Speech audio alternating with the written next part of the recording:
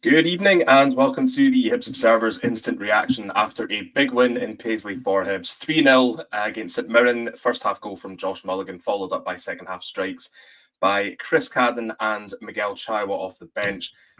Joined by Craig Nisbet to look back on what was a much needed and probably a long awaited win for Hibs in Paisley, their first win at the Smythe Stadium since February 2023. And St Mirren, of course, the only team that had failed to beat at least once last season in the Scottish Premiership. So, Craig, I think we'll just get straight to it. Plenty to talk about in terms of disallowed goals, but that was the sort of performance and the sort of result that Hibs have been needing for a few weeks now. It was a textbook performance, really, wasn't it? No, absolutely. We were just saying off air there. It was it was much needed. There'd been quite a lot of discontent around Gray and the team, especially after the Livingston game. He made 3 fairly bold changes in the game as well ahead of kickoff. So yeah, things had to go right for us today. And like you highlighted, to a place that we've struggled massively in. Over the years. I was actually there opening day last season when we were sort of spanked in the second half, and it was very grim. So, absolutely. Not just I think the performance in the first half. It was very tight, but the second half really opened up, and we took our moments well, and a much needed result and performance. Yeah, and I think Hibs have probably been threatening this sort of performance for quite some time. We've seen with the underlying numbers that they're creating chances and maybe just not taking them. They also there's maybe been a bit of VAR decisions going against them. We obviously saw Kieran Bowie's goal against Livingston last weekend ruled out for a very marginal offside, but Hibs benefited from 2 marginal offside calls via VAR tonight. Marcus Fraser's 5th-minute goal being ruled out for, as we say, very close offside. And then the same thing happening to Dan Lundaloo straight after the restart. And it just sort of felt to me that, obviously, if those goals go in, it's a different game, presumably. But, we talk about, VAR decisions and how it eventually kind of levels out for teams across the course of the season. That's what the aim is. Some of them go against you, some of them go for you. But kind of felt, Hibs did benefit from those 2 calls going in their favour. But aside from that, it felt a bit like a Hibs performance we've not seen in a while. That it was a very complete performance. There was a lot of very good defending. Rafael Salinger coming up with some really big saves, and just a couple of claims as well that kind of took the sting out of St Mirren attacks. But the midfield combination as well. Dan Barlasser, Josh Mulligan back in there, as you say, Jamie McGrath just ahead of them.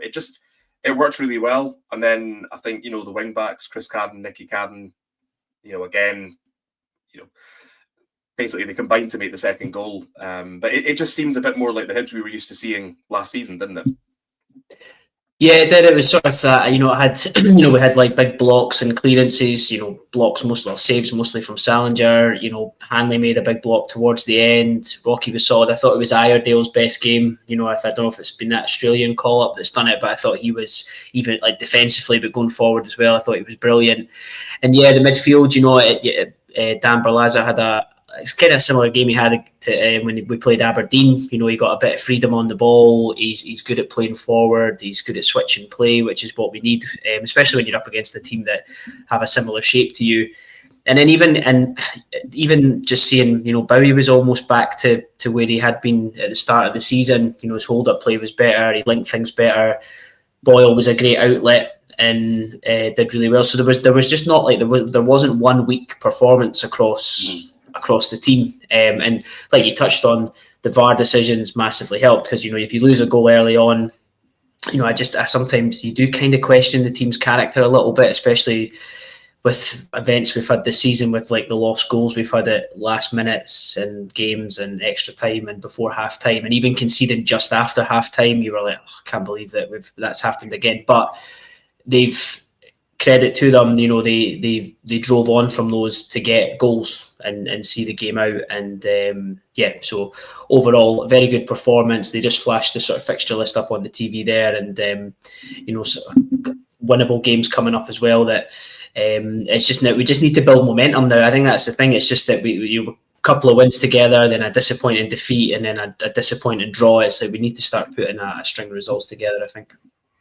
Yeah, and it's that sort of age-old question. Do you, after a result like that, do you want there to be an international break so you go into it on a high and then you can prepare to kind of hit the ground running when domestic football resumes, or do you just want the games to come thick and fast and just sort of like, keep that momentum going? But I think, we look at the last time, Hibs went into the international break and there was a bit of a kind of downer on it. But I think, that sort of performance and the fact it's a clean sheet as well, Hibs haven't been great at keeping clean sheet in sort of recent weeks. And yes, I know there's like a very big asterisk there because they did concede twice. But you can only go with what the final result is, which is 3-0. And I just think that'll be like a real. You talked about it being a psychological hit, but I think they get a real boost from the fact that they've kept a clean sheet. They've scored 3 goals. Back up to third in the table. At least I think until tomorrow's games are played. So I think just a really good day at the office for Hibs, and I think the kind of performance that they've been threatening to put in for a long time, and a result that probably they probably could have got that result a few times this season, and just for whatever reason, whether it's just like lapses in concentration, whether it is VAR decisions going against you, they haven't been able to kind of get one of those results under the belt. And I mean, it's funny because we were into November last season when things started to turn for Hibs, and you just wonder whether that might be, a little bit of a turning point this season, just towards a bit more consistency. When you look at, I know St Mirren maybe haven't been great in the league, but you look at them last weekend, big win against Motherwell at the National Stadium to get into a League Cup final, 4 goals scored, and as we were saying, it's a venue Hibs have struggled at. But we know that David Gray likes changing history, and he's done that again tonight. I expect he'll just be glad to get the 3 points and a clean sheet. But privately, I suspect he's probably going to be quite pleased that the one thing that he didn't manage to do last season, which was beat St Mirren, he's managed to do that, and he's also ended this little run of not getting a win in Paisley as well. So I think it's one of those evenings, afternoons, what time we call this? One of those evenings where everything's kind of gone right. There's been a lot of boxes ticked. I think even when you look at Chris Cadden, who taken off midway through the first half against Rangers, left out of an unused sub against Livingston, and then he comes straight back into the starting lineup. Gets a goal. Josh Campbell, much maligned among sections of the support, comes on and gets an assist. So a good day for the underdogs as well, if you like. No, totally, and I think for Chris Cadden especially, I've been probably fairly critical of him. Just especially in this last little period of time, but until we, quite clearly Mulligan shows that when he's playing in the middle, that's where he's most effective, and I think so for Chris Cadden, that right wing back spot it's his, and until January, where I would suspect that we would probably look to do something. So again, you hope for him, he had those 2 assists against Livingston, just coming back in. He's got a goal now. It's just about, to nail that down now to January, because then the place would definitely be his, I would say. But yeah, I mean, when you were saying about a international break, I mean, we came back after, and, that run of fixtures we've had, it's, the defeat to Rangers is, and obviously the draw with Livingston. But if you take that very marginal call against Livingston, if you see that game out, you could be sitting 4 wins and 1 defeat, which is ideal. So you'd hope that, but even then, three wins, a draw, and a defeat, you maybe would have taken that after that, how it ended just with that against Hearts just before the last one. So hopefully now coming back into that, we go home to Dundee, away to Motherwell, home to Celtic, home to Falkirk, for those first 4 games. So big opportunities to get more points on the board. Definitely. And I think just final point for me, I think we've spoken quite a lot about the substitutions that David Gray's made in recent games. We had a triple sub against Livingston last week. There was I think a triple sub, possibly a triple sub against Rangers, if I'm remembering rightly. Yeah. And it was one of those things last season we spoke about, or I certainly wrote about it a lot, wrote about the subs sometimes being spot on and sometimes feeling a little bit kind of random, for want of a better description. But it certainly seemed to me today that Gray got every single sub spot on, and it would have been difficult because it was a very good performance. And I think we saw Chaiwa kind of preparing to come on and Barlasser was still performing really well in the middle of the park. But you just thought, having Chai was energy in there, and then bringing Cliche on up top just to keep Hibs on the front foot. And I suppose just even the likes of Junior Hoylett, bringing him on as well. It's one of those games where sometimes you bring him on and you look for him to make something happen. But I think today you sort of were almost bringing him on just to help see the game out. And same with Jordan Peat on the left, although he's playing like a man desperate to get on the score sheet himself. But the substitutions worked really well tonight, I thought.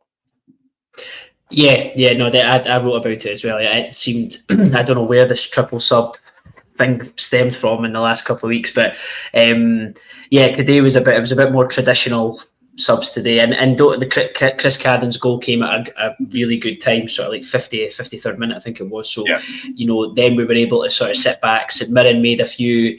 I mean, St Mirren helped in a way. They rolled the dice attacking wise. McMenamin and came on sort of right wing back, and they made another sub to kind of go 3 up top, and it kind of opened the game up. It meant we could counter, and then you're right, and then he brings on Clegy and Campbell. That brings on a new threat up top, someone that's going to drop and spin and running behind can still do things in the air. Campbell, who's got loads of energy, and then you'd see Barlaza for Chaiwa, and you get a bit more legs in the middle of the park, which makes sense, and then Obita coming on. So that was much more controlled and better, I would say, than a triple sub.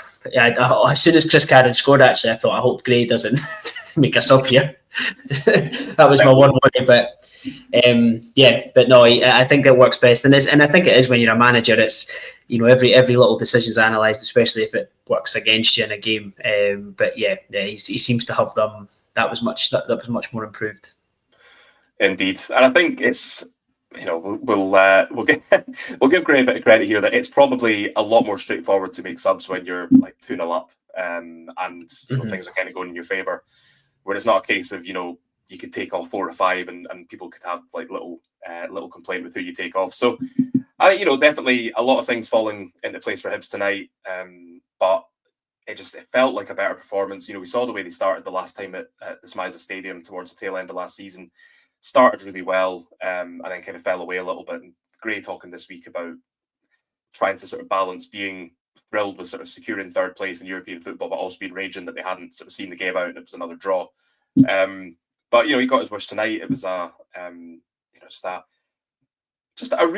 good performance, but a promising performance as well. But it sounds like a really strange thing to say when you've just won 3-0 away from home. But I think, like I was saying, the sort of main takeaway for me from this game is that Hibs have been kind of threatening to put in a performance and a result like this for some time. And I think the hope would be that now they've done it, then it gives them a kind of platform to think, that's the level we need to be at. That's what we need to do in future games. That's where we need to be to, potentially go on another wee run. No, it doesn't. And it's just about consistency now and building it forward. And certainly it looks like, it's going to be another competitive season up there, and, we'll be aiming for 3rd again. So now it's about taking points off the teams around us and just putting a run of performances together. And we've still got, Newell looks like he's ever closer to coming back, Manny as well. So it looks like we should hopefully have like a fairly sort of like a really strong squad, extra couple of players in the middle, Levitt coming back maybe after the international break as well. So competition for places will be big as well. And then, it takes you into November, December, and then January, we would probably expect to do something in there potentially in other areas of the pitch. So it's all coming together at probably just about the right time. Maybe it's just November. We have to wait till every season to get going. I don't know. I mean, if we knew that's what was coming, then it would have been easier to deal with, the first sort of couple of months where it's just very forgettable for the most part. But I think we'll leave it there. Craig, thank you for joining me. We will be back on Monday to have a look at the 3-0 win in a bit more detail. Have a wee look at the analytics. Analytics? Is that right? Have a look at the, just to analyse the win. I've lost the ability to speak. Thank goodness I just have to write for most of the time. We will have David Gray's reaction on the Hibs Observer website very soon, and you'll be able to watch his press conference as well on our YouTube channel. Please do like and subscribe if you haven't already. You'll get notified every time we go live after games or when we post up our videos from the post-match press conferences, or as I was saying there, our kind of post-match analysis videos on Monday. So thank you for joining us. Do keep an eye out on the website for more reaction from St Mirren, and we will see you again soon. Cheers.